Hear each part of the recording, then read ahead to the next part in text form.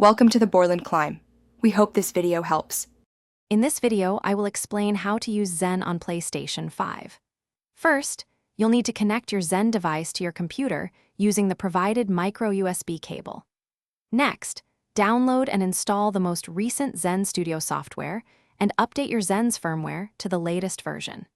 It's crucial to power off your PlayStation 5 console completely before proceeding with any connections to avoid potential issues. This initial setup ensures your device is ready for optimal performance.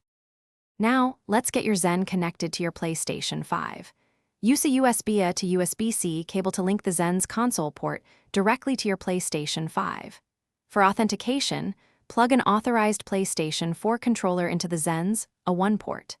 Then, connect your PlayStation 5 controller into either the A2 or A3 port on the Zen. This setup allows the Zen to properly communicate with your console and controllers. With your Zen connected, open Zen Studio on your computer. Go to the Device tab and ensure the output protocol is set correctly for PlayStation 5. This step is vital for proper communication. From there, you can browse and load your preferred game packs or custom scripts directly onto your Zen device.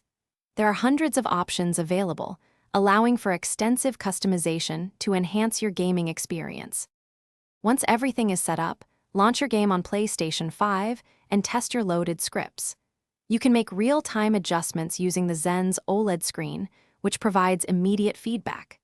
Don't hesitate to experiment with various game packs and settings to discover what truly optimizes your gameplay. Remember, the goal is to enhance your experience, so take your time to fine-tune everything for maximum enjoyment. Thanks for watching. Consider subscribing if we helped you.